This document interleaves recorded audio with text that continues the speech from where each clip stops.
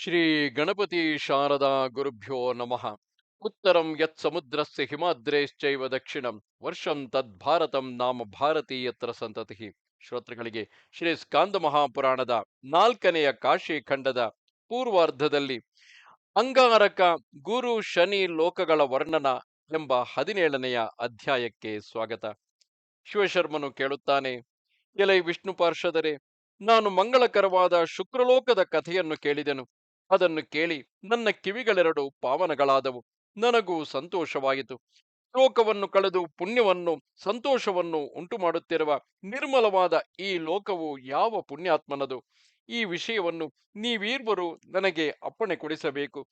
ಅಮೃತ ರೂಪವಾಗಿ ನಿಮ್ಮ ಮುಖದಿಂದ ಹೊರಬರುತ್ತಿರುವ ವಾಣಿಯನ್ನು ನನ್ನ ಶ್ರೋತ್ರಗಳೆಂಬ ಪಾತ್ರಗಳಿಂದ ಪಾನ ಮಾಡುತ್ತಿದ್ದರೂ ಇನ್ನೂ ನನಗೆ ತೃಪ್ತಿಯೇ ಆಗಿರುವುದಿಲ್ಲ.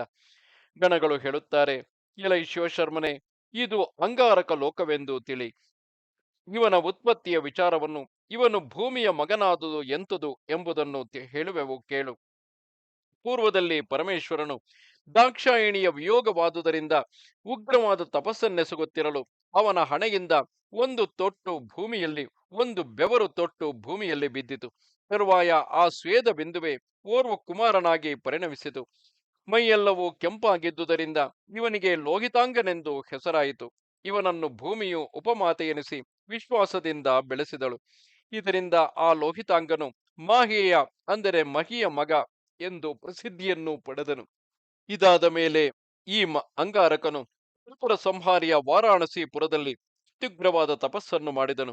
ಅಸ್ಸಿ ಮತ್ತು ವರಣ ಎಂಬ ಶುಭಕರವಾದ ನದಿಗಳೆರಡು ಉತ್ತರ ವಾಹಿನಿಯಾದ ಗಂಗೆಯನ್ನು ಕೂಡುವ ತ್ರಿಜಗದ್ಹಿತಕರವಾದ ಸ್ಥಳದಲ್ಲಿ ಈತನು ತಪಸ್ಸು ಮಾಡಿದನು. ಈ ಪ್ರದೇಶದಲ್ಲಿಯೇ ಉಚಿತ ಕಾಲದಲ್ಲಿ ತನುವನ್ನು ತೊರೆಯುವ ಸಮಸ್ತ ಜಂತುಗಳಿಗೂ ಮುಕ್ತಿಯನ್ನು ದೊರೆಯಿಸುವುದಕ್ಕಾಗಿ ಸಾಕ್ಷಾತ್ ವಿಶ್ವೇಶ್ವರನು ಸರ್ವಾಂತರ್ಯಾಮಿಯಾಗಿದ್ದರೂ ಸತತವೂ ಪ್ರಕಾಶಿಸುತ್ತಿರುತ್ತಾನೆ.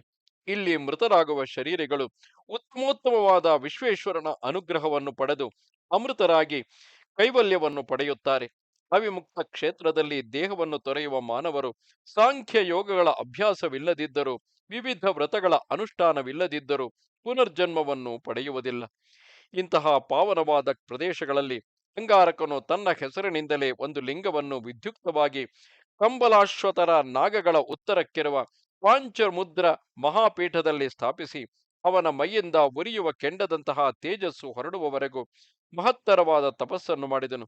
ಇಂತು ತಪಸ್ಸನ್ನು ಎಸಗಿದುದರಿಂದ ಇವನಿಗೆ ಅಂಗಾರಕನೆಂದು ಹೆಸರಾಯಿತು. ಎಲ್ಲ ಲೋಕಗಳಲ್ಲಿಯೂ ಅವನನ್ನು ಈ ಹೆಸರಿನಿಂದಲೇ ಕರೆಯುತ್ತಾರೆ. ಮಹಾದೇವನು ಇಂತಹ ಅದ್ಭುತವಾದ ಅವನ ತಪಸ್ಸಿನಿಂದ ಸಂತೋಷಗೊಂಡು ಅವನಿಗೆ ಮಹತ್ತರವಾದ ಗ್ರಹ ಪದವಿಯನ್ನು ವರವಾಗಿ ಕೊಟ್ಟನು. ಯಾವ ಮಾನವರು ಉತ್ತರವಾಹಿನಿಯಾದ ಗಂಗಾ ನದಿಯಲ್ಲಿ ಸ್ನಾನ ಮಾಡಿ ಅಂಗಾರಕ ಚತುರ್ಥಿಯಂದು ಅಂಗಾರಕೇಶ್ವರನನ್ನು ಪೂಜಿಸಿ ನಮಸ್ಕರಿಸುತ್ತಾರೆಯೋ ಅವರಿಗೆ ಎಂದಿಗೂ ಎಲ್ಲಿಯೂ ಗ್ರಹಪೀಡೆ ಎಂಬುದು ಉಂಟಾಗುವುದಿಲ್ಲ. ಅಂಗಾರಕನೊಡಗೂಡಿದ ಚತುರ್ಥಿಯು ಲಭಿಸಿದ್ದಾದರೆ ಆ ದಿನವು ಗ್ರಹಣ ದಿನಕ್ಕೆ ಸಮಾನವಾದ ದಿನವೆಂದು ಕಾಲಜ್ಞರು ಹೇಳುತ್ತಾರೆ. ಅಂದು ದಾನ ಕೊಟ್ಟದ್ದು, ಹೋಮ ಮಾಡಿದ್ದು, ಜಪಿಸಿದ್ದು ಎಲ್ಲವೂ ಅಕ್ಷಯವಾಗುತ್ತದೆ. ಅಂಗಾರಕ ಯೋಗವಿರುವ ಚತುರ್ಥಿಯ ದಿನದಲ್ಲಿ ಯಾರಾದರೆ ಶ್ರದ್ಧೆಯಿಂದ ಶ್ರಾದ್ದವನ್ನು ಮಾಡುತ್ತಾರೆಯೋ ಅವರ ಪಿತೃಗಳಿಗೆ 12 ವರ್ಷಗಳ ಕಾಲ ತೃಪ್ತಿಯುಂಟಾಗುವುದು. ಈ ಅಂಗಾರಕ ಚತುರ್ಥಿಯ ದಿನದಲ್ಲಿಯೇ ಪೂರ್ವದಲ್ಲಿ ಗಣೇಶ್ವರನು ಉದಿಸಿದನು. ಆದುದರಿಂದಲೇ ಆ ದಿನವು ಅತ್ಯಂತ ಶುಭವಾದ ಪರ್ವದಿನವೆಂದು ಪ್ರಸಿದ್ಧವಾಗಿದೆ. ಮಾನವನು ಆ ಪ್ರದೇಶದಲ್ಲಿ ಏಕಭುಕ್ತ ವ್ರತಿಯಾಗಿ ಗಣನಾಯಕನನ್ನು ಪೂಜಿಸಿ ಆ ಸ್ವಾಮಿಯ ಸಂತುಷ್ಟಿಗಾಗಿ ಯಾರಿಗಾದರೂ ಏನನ್ನಾದರೂ ದಾನ ಮಾಡಿದ್ದಾದರೆ ವಿಘ್ನಗಳಿಂದ ತಿರಸ್ಕೃತನಾಗುವುದಿಲ್ಲ. ಯಾವ ನರೋತ್ತಮರು ವಾರಾಣಸಿ ಕ್ಷೇತ್ರದಲ್ಲಿ ಅಂಗಾರೀಶ್ವರನ ಭಕ್ತರಾಗಿರುತ್ತಾರೆಯೋ ಅವರು ಈ ಅಂಗಾರಕ ಲೋಕದಲ್ಲಿ ನೆಲೆಸಿ ಮಹದೈಶ್ವರ್ಯ ಸಂಪನ್ನರಾಗಿ ಸುಖಿಸುತ್ತಾರೆ. ಅಗಸ್ತ್ಯನು ಹೇಳುತ್ತಾನೆ: ಕೆಲವು ಲೋಪಾಮುದ್ರೆ, ಹೀಗೆ ಈ ವಿಷ್ಣು ಪಾರ್ಷದರು ಮನೋಹರವೂ ಪುಣ್ಯ ಸಂಪಾದಕವೂ ಆದ ಅಂಗಾರಕ ಲೋಕದ ಕಥೆಯನ್ನು ಮುಂದುವರಿಸುತ್ತಿರುವಂತೆಯೇ ಆ ಶಿವಶರ್ಮನು ತನ್ನ ಮುಂಗಡೆ ಗುರುಲೋಕವನ್ನು ಕಂಡನು. ನೇತ್ರಾನಂದಕರವಾದ ಆ ಪಟ್ಟಣವನ್ನು ಕಂಡು ಆ ವಿಪ್ರನು ಉತ್ತಮೋತ್ತಮವಾದ ಆ ಪಟ್ಟಣವು ಯಾರದೆಂದು ವಿಷ್ಣು ಪಾರ್ಷದರನ್ನು ಪ್ರಶ್ನಿಸಿದನು. ಗಣಗಳು ಹೇಳುತ್ತಾರೆ: ಅಯ್ಯ ಮಿತ್ರನಾದ ಶಿವಶರ್ಮನೆ, ಈ ವಿಷಯವನ್ನು ನಾವು ಸಂತೋಷದಿಂದ ನಿನಗೆ ತಿಳಿಸುತ್ತೇವೆ. ನಿನಗೆ ಹೇಳಬಾರದುದು ಯಾವುದೂ ಇರುವುದಿಲ್ಲ. ಮಾರ್ಗವನ್ನು ನಡೆವ ಶ್ರಮವನ್ನು ಪರಿಹರಿಸಿಕೊಳ್ಳಲೋಸುಗ ಮತ್ತೆ ಈ ಗುರುಲೋಕದ ಕಥೆಯನ್ನು ನಿನಗೆ ತಿಳಿಸುತ್ತೇವೆ. ಪೂರ್ವದಲ್ಲಿ ಬ್ರಹ್ಮನು ಸಂತೋಷದಿಂದ ತ್ರಿಲೋಕ ರಚನೆಯನ್ನು ಮಾಡಬಯಸಿರಲು ಅವನ ಮನಸ್ಸಿನಿಂದಲೇ ಅವನ ತೇಜಸ್ಸಿಗೆ ಸಮಾನವಾದ ತೇಜಸ್ಸುಳ್ಳ 7 ಮಕ್ಕಳು ಜನಿಸಿದರು. ಮಾರೀಚ, ಅತ್ರಿ, ಅಂಗೀರ ಮೊದಲಾದ ಈ ಮಕ್ಕಳೆಲ್ಲರೂ ಸೃಷ್ಟಿ ಪ್ರವರ್ತಕರೆನಿಸಿದರು. ಅವರಲ್ಲಿ ಒಬ್ಬನಾದ ಅಂಗೀರಸನು ದೇವತಾ ಶ್ರೇಷ್ಠನೆನಿಸಿದ್ದನು. ಈ ಅಂಗೀರಸನಿಗೆ ಶಾಂತನು, ದಾಂತನು, ಜಿತಕ್ರೋಧನು, ಮೃದುವಚನನು, ನಿರ್ಮಲ ಚಿತ್ತನು, ಮಹಾಬುದ್ಧಿಶಾಲಿಯೂ ಆದ ಅಂಗೀರಸನೆಂಬ ವಿಭೂತ ಶ್ರೇಷ್ಠನಾದ ಮಗನು ಜನಿಸಿದನು. ಆ ಅಂಗೀರಸನು ವೇದಾರ್ಥ ತತ್ವಜ್ಞನಾಗಿಯೂ ಸಮಸ್ತ ಕಲೆಗಳಲ್ಲಿ ಕುಶಲನಾಗಿಯೂ ಶುದ್ಧನಾಗಿಯೂ ಸಕಲ ಶಾಸ್ತ್ರಗಳಲ್ಲಿ ಪಾರಂಗತನಾಗಿಯೂ ನೀತಿಯನ್ನು ಅರಿತವರಲ್ಲಿ ಉತ್ತಮನಾಗಿಯೂ ಸಮಸ್ತ ದೇವತೆಗಳಲ್ಲಿ ಹಿತೋಪದೇಶಕನಾಗಿಯೂ ಹಿತಕರನಾಗಿಯೂ ಎಲ್ಲ ಅಹಿತಗಳನ್ನು ಗೆದ್ದು ಶತ್ರುಗಳಿಗೆ ಇಷ್ಟನು, ರೂಪಶೀಲ ಸಂಪನ್ನನು, ಸದ್ಗುಣ ಭರಿತನೂ ಆಗಿದ್ದನು. ತಂದೆಯಲ್ಲಿ ಭಕ್ತಿ ಗೌರವವನ್ನೊಳಗೊಂಡ ಈ ಬೃಹಸ್ಪತಿಯು ಸಮಸ್ತ ತಪಸ್ಸಾಮಗ್ರಿಗಳನ್ನು ಶೇಖರಿಸಿಕೊಂಡು ಕಾಶಿ ಪಟ್ಟಣದಲ್ಲಿ ಮಹಾ ತೇಜಸ್ ಸಂಪನ್ನನಾಗಿ ತಪೋವೃತ್ತಿಯನ್ನು ಆಚರಿಸಿದನು. ಹೀಗೆ ಮಹಾಭಕ್ತಿ ಸಂಪನ್ನನಾದ ಬೃಹಸ್ಪತಿಯು ಮಹತ್ತರವಾದ ಲಿಂಗವನ್ನು ಪ್ರತಿಷ್ಠಿಸಿ 10,000 ದಿವ್ಯ ವರ್ಷಗಳ ಕಾಲ ದಿವ್ಯ ತೇಜಸ್ವಿಯೂ ಮಹಾ ತಪಸ್ವಿಯೂ ಆಗಿ ತಪಸ್ಸನ್ನೆಸಗಿದನು. ಇದಾದ ತರುವಾಯ ವಿಶ್ವವ್ಯಾಪಿಯಾದ ಭಗವಾನ್ ವಿಶ್ವೇಶ್ವರನು ಅವನ ತಪಸ್ಸಿಗೆ ಪ್ರಸನ್ನನಾಗಿ ಆ ಲಿಂಗದಿಂದ ತೇಜೋರಾಶಿ ಸ್ವರೂಪನಾಗಿ ಆವಿರ್ಭವಿಸಿ ಅವನನ್ನು ಕುರಿತು ಇಂತೆಂದನು: ಅಯ್ಯ ಬೃಹಸ್ಪತಿಯೇ, ನಿನ್ನ ವಿಷಯವಾಗಿ ನಾನು ಪ್ರಸನ್ನನಾಗಿದ್ದೇನೆ. ನಿನ್ನ ಅಭೀಷ್ಟವೇನೆಂದು ತಿಳಿಸು, ಅನುಗ್ರಹಿಸುತ್ತೇನೆ. ಇಂತು ನುಡಿದ ಆ ಪರಮೇಶ್ವರನ ಮಾತುಗಳನ್ನು ಕೇಳಿ ಅವನನ್ನು ಕಂಡು ಬೃಹಸ್ಪತಿಯು ಸ್ತೋತ್ರ ಮಾಡತೊಡಗಿದನು. ಬೃಹಸ್ಪತಿಯು ಸ್ತುತಿಸುತ್ತಾನೆ: ಶಂಕರ, ಭಕ್ತರ ಅಭೀಷ್ಟ ಸಿದ್ಧಿಗಾಗಿ ಜಯಿಸು. ಶಮಪ್ರಧಾನನಾದ ಓ ವಿಭುವೆ ಶಮಪ್ರಧಾನನಾದ ಓ ವಿಭುವೆ, ಚಂದ್ರನಂತೆ ತಂಪಾದ ಕಾಂತಿಯುಳ್ಳವನಾಗಿ ಭಕ್ತರಿಗೆ ಇಷ್ಟವಾದ ಅಭೀಷ್ಟಗಳನ್ನು ಸಲ್ಲಿಸುತ್ತಾ ಮುಕ್ತಿ ಪ್ರದಾಯಕನು, ಸರ್ವ ಪಾವನನು, ಪರಿಶುದ್ಧವಾದ ಮನಸ್ಸುಳ್ಳ ಭಕ್ತ ಜನರಿಂದ ಪೂಜೆಗಳನ್ನು ಕೈಗೊಳ್ಳುವವನು, ಅವರಿಗೆ ಬಂದೊದಗುವ ಸಂತಾಪ ಪರಂಪರೆಗಳನ್ನು ಕಳೆಯುವವನು ಆದ ಓ ಸ್ವಾಮಿಯೇ, ಜಯಿಸು. ಸಕಲ ಜೀವಿಗಳ ಹೃದಯಾಕಾಶಗಳನ್ನು ವಿಶಾಲಗೊಳಿಸುವ ಓ ಚಿದಂಬರ ಮೂರ್ತಿಯೇ, ವರದನೆ, ಭಕ್ತಿಯಿಂದ ನೀನೇ ಗತಿಯೆಂದು ಶರಣು ಹೊಂದಿದವರ ಪಾಪಗಳೆಂಬ ಕಾಡಿಗೆ ದಳ್ಳುರಿಯಂತೆ ಇರುವವನು, ಅನೇಕ ಅದ್ಭುತ ಕಾರ್ಯಗಳನ್ನು ಮಾಡಿದ ದಿವ್ಯ ಶರೀರವುಳ್ಳವನು, ಅಸಮಾನ ತೇಜಸ್ ಶರೀರಿಯು, ಅನಂಗನನ್ನು ಭಸ್ಮಸಾತ್ಕರಿಸುವ ಕಾರ್ಯದಲ್ಲಿ ಮಹಾಧೈರ್ಯವನ್ನು ಮೆರೆದವನು ಆದ ಓ ಪರಮೇಶ್ವರನೇ, ಜಯ ಜಯ. ಮರಣವೇ ಮೊದಲಾದ 6 ಬಗೆಯ ವಿಕಾರಗಳಿಲ್ಲದವನಾಗಿ ಭಕ್ತ ಸಂಗ್ರಹಣಶೀಲನಾಗಿ ಜ್ಞಾನಿಗಳಾದ ಆ ಭಕ್ತರಿಗೆ ಅವರ ಮನೋರಥವೆನಿಸಿದ ಮೋಕ್ಷವನ್ನು ದಯಪಾಲಿಸಿ ಮಹೋನ್ನತನಾಗಿರುವ ಓ ನಾಗಭೂಷಣನೇ, ಪರ್ವತರಾಜ ಕುಮಾರಿಯಾದ ಪಾರ್ವತಿಗೆ ವಾಮ ಶರೀರವನ್ನೇ ಅರ್ಪಿಸಿ ನಿಜ ಶರೀರದಲ್ಲಿಯ ಅಖಿಲ ಜಗತ್ತನ್ನು ತುಂಬಿಕೊಂಡಿರುವ ಓ ವಿಶ್ವೇಶ್ವರ, ಜಯಿಸು ಜಯಿಸು. 3 ಲೋಕಗಳ ಸ್ವರೂಪವನ್ನು ತಾಳಿ ಮೆರೆಯುತ್ತಾ ವಿರೂಪಾಕ್ಷನಾಗಿ ಆ ವಿರೂಪಾಕ್ಷದ ಉನ್ಮೇಷ ನಿಮೇಷಗಳಿಂದ ಪ್ರಳಯಾಗ್ನಿಯನ್ನು ಉತ್ಪನ್ನಗೊಳಿಸುವವನು, ಸಮಸ್ತ ಜಗತ್ತಿಗೆ ಉಗಮ ಸ್ಥಾನವೆನಿಸಿ ಚತುರ್ವಿಧ ಭೂತಗಳಿಗೂ ಪ್ರಮಥ ಗಣಗಳಿಗೂ ಏಕಸ್ವಾಮಿಯಾಗಿ ಭವಾರ್ಣವದಲ್ಲಿ ಬಿದ್ದು ತೊಳಲುತ್ತಿರುವ ಜೀವಿಗಳಿಗೆ ಅನುಕಂಪದಿಂದ ಕೈ ನೀಡಿ ಅಭಯ ನೀಡುವವನು ಆದ ಓ ಸ್ವಾಮಿಯೇ, ಜಯಶೀಲನಾಗು. ಅಖಿಲ ಭೂಮಂಡಲವನ್ನು ಆವರಣ ಸಹಿತವಾಗಿ ಆವರಿಸಿ ಪ್ರಣವನಾದವೆಂಬ ಭವ್ಯ ಭವನ ಸ್ವರೂಪನಾಗಿ ಶಶಾಂಕ ಶೇಖರನಾಗಿ ಉತ್ತಮೆಯಾದ ಗಿರಿರಾಜ ಕುಮಾರಿಯನ್ನೊಳಗೊಂಡು ಸರ್ವಾನಂದಮಯನಾಗಿರುವ ಓ ಶಂಭುವೆ, ಕಲ್ಯಾಣ ಸ್ವರೂಪನಾದ ನೀನು ಸರ್ವಕಾಲದಲ್ಲಿಯೂ ಭಕ್ತರ ಅಭೀಷ್ಟ ಸಿದ್ಧಿಗಾಗಿ ವಿಜಯಿಸು. ಎಲೈ ಮಹೇಶ್ವರನೇ, ಸ್ವಯಂ ಪ್ರಕಾಶನಾಗಿ ವೇದ ಲಕ್ಷಣವಾದ ವಾಕ್ಯಗೆ ನಿಯಂತ್ರವು, ಕೈಲಾಸಪತಿಯು, ಮಹಾರಾಜಾಧಿರಾಜನು, ಸರ್ವವ್ಯಾಪಿಯು, ನಂಬಿದ ಭಕ್ತರಿಗೆ ಸರ್ವೈಶ್ವರ್ಯ ಪ್ರದಾಯಕನು, ಗಿರೀಶನು, ಪಾರ್ವತೀರಮಣನು, ಸುಖ ಸ್ವರೂಪನು, ಚಂದ್ರನನ್ನು ಧರಿಸದವನು ಆದ ಓ ಸ್ವಾಮಿಯೇ, ಭಕ್ತರಿಗೆ ತೊಂದರೆಯನ್ನು ಕೊಡುವ ದುಷ್ಟರನ್ನು ನಿಗ್ರಹಿಸುವ ಪ್ರಭುವೆ, 3 ಲೋಕಗಳನ್ನು ಸಂತೋಷಗೊಳಿಸಿ ಜಯಿಸು. ಎಲೈ ಹರನೆ, ನಾನು ನಿನ್ನನ್ನೇ ನಂಬಿರುವೆನಾಗಿ ಯಮನಿಗೂ ಅಂಜುವುದಿಲ್ಲ. ಎಲೈ ಜ್ಞಾನ ಸ್ವರೂಪನೇ, ನನ್ನ ಪಾಪಗಳೆಲ್ಲವನ್ನು ಕಳೆ. ನಿನ್ನನ್ನುಳಿದು ನಮಸ್ಕಾರಾರ್ಹನು ಮಂಗಳ ಸ್ವರೂಪನು ಆದ ಬೇರೊಂದು ದೈವವನ್ನು ನಾನರಿಯೆ. ಆದುದರಿಂದಲೇ ಶಿವನಾದ ನಿನ್ನ ಪಾದವಂದನವನ್ನುಳಿದು ಬೇರೊಂದು ಶ್ರೇಯಸ್ಸಾಧನವನ್ನು ನಾನು ಅರಿಯೆ. ಇದು ನಾನು ನಿನ್ನಲ್ಲಿಯೇ ಪ್ರಣತನಾಗಿರುವೆನು. ವಿಸ್ತಾರವಾಗಿರುವ ಈ ಜಗತ್ರಯದಲ್ಲೆಲ್ಲ ಅತ್ಯುತ್ತಮವೂ ಗುಣವತ್ತರವೂ ಆದುದು ಪರಮೇಶ್ವರನನ್ನು ಪೂಜಿಸಿ ಸ್ತುತಿಸಿ ಸಂತೋಷಪಡಿಸುವುದೊಂದೇ.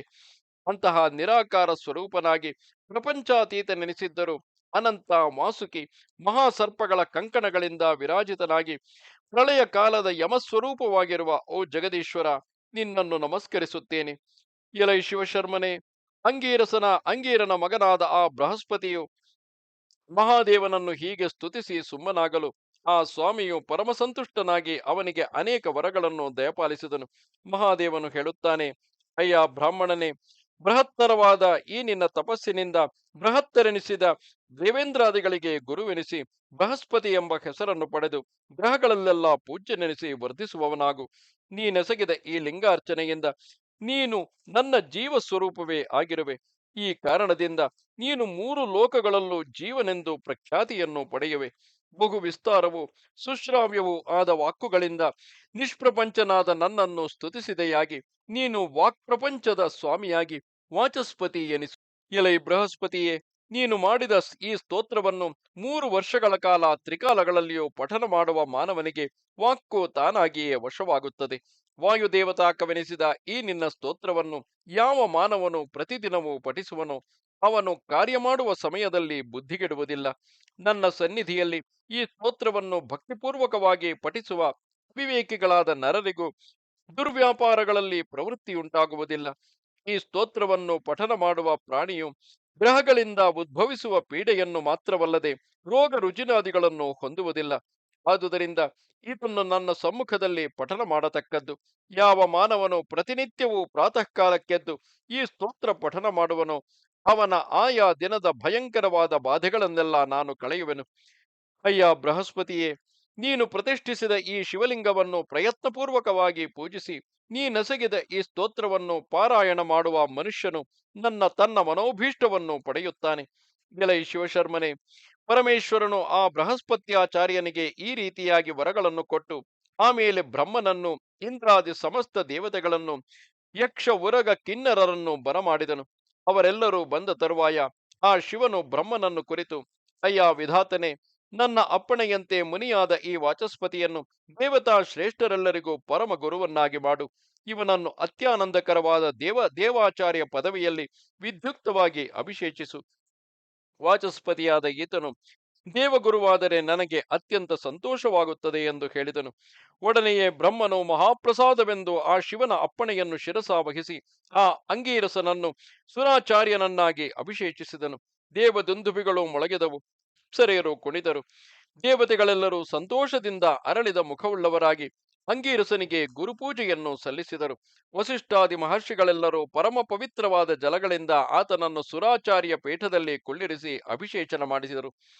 ಇದಾದ ತರುವಾಯ ಪರಶಿವನು ಆ ಗೀಷ್ಪತಿಗೆ ಮತ್ತೊಂದು ವರವನ್ನು ಅನುಗ್ರಹಿಸಿದನು.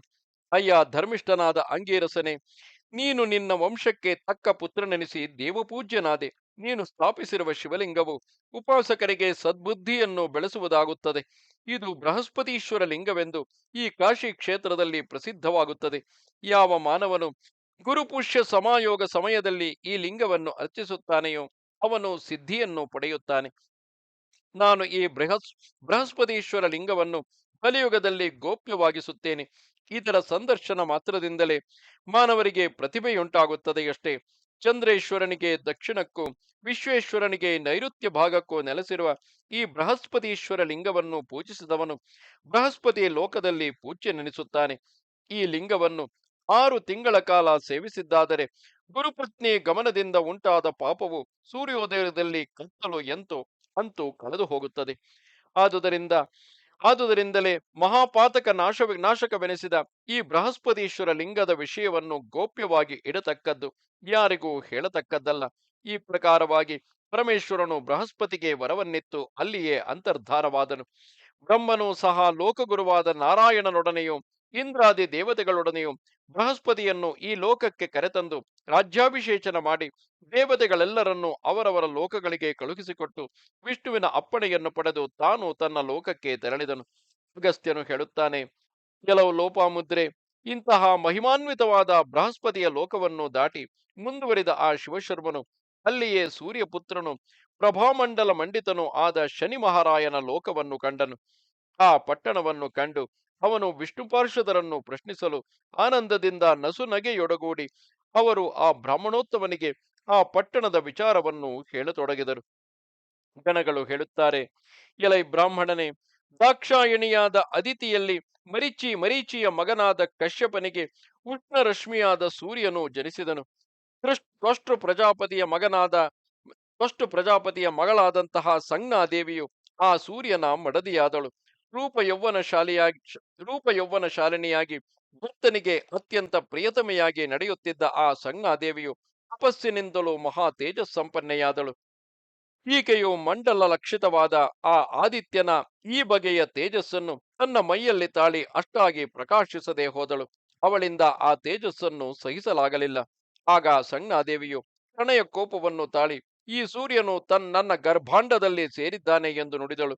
ಅಂದಿನಿಂದ ಸೂರ್ಯನು ಮಾರ್ತಾಂಡನೆನಿಸಿದನು. ಆಕೆಯು ಸೂರ್ಯನ ಅಧಿಕಾಧಿಕವಾದ ಆ ತೇಜಸ್ಸನ್ನು ಸಹಿಸಲಾರದೆ ಹೋದಳು. ಆ ತೇಜಸ್ಸಿನಿಂದಲೇ ಸೂರ್ಯನು 3 ಲೋಕಗಳನ್ನು ತಪನಗೊಳಿಸುವನಷ್ಟೇ.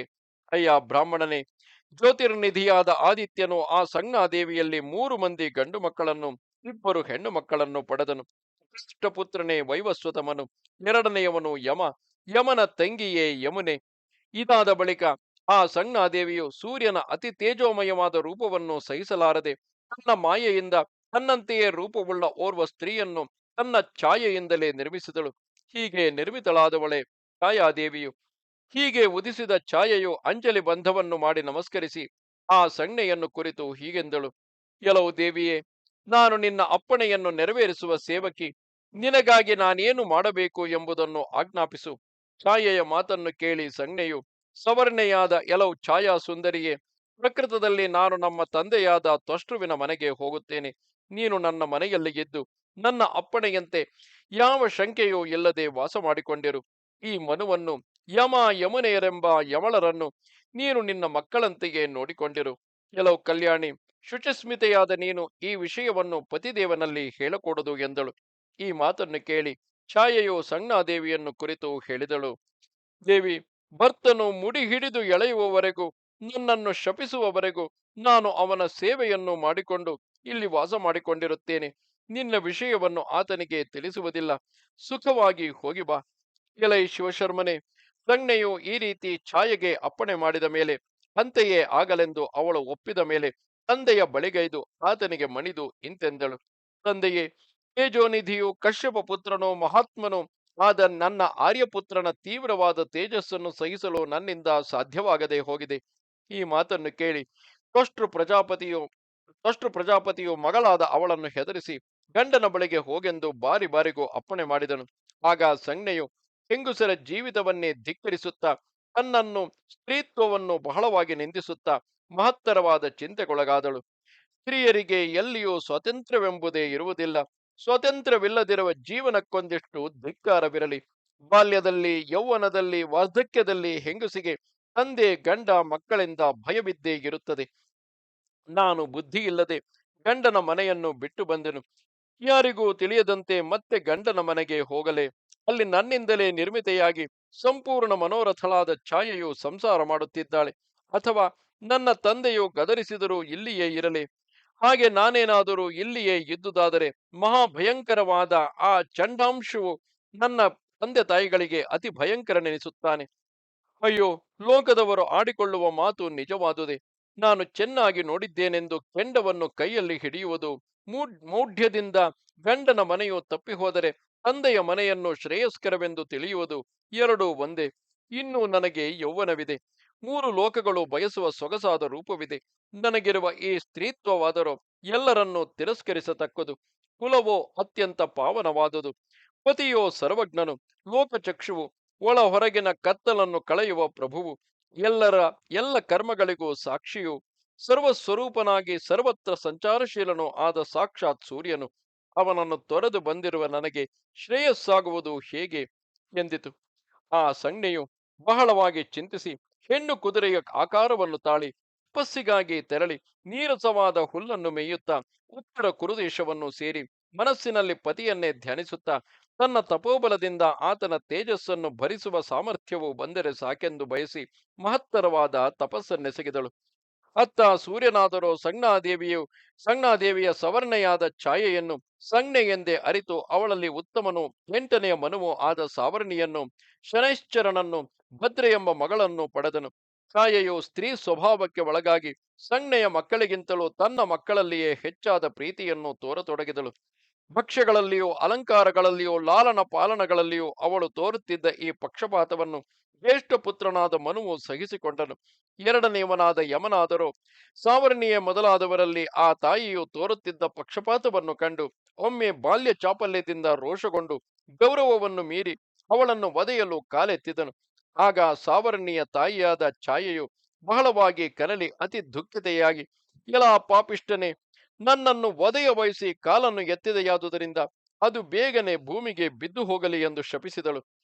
ತಾಯಿಯ ಶಾಪಕ್ಕೆ ಹೆದರಿ ಯವನಾದರೋ ತಂದೆಯ ಬಳಿಗೈದು ಆ ವೃತ್ತಾಂತವೆಲ್ಲವನ್ನು ಅವನಿಗೆ ತಿಳಿಸಿ, ಕಾಪಾಡು ಕಾಪಾಡು ಎಂದು ಮರೆಗಿಟ್ಟು, ಅಪ್ಪ, ತಾಯಿಯು ಎಲ್ಲ ಮಕ್ಕಳಲ್ಲಿಯೂ ಒಂದೇ ಸಮನಾಗಿ ವರ್ತಿಸಬೇಕು.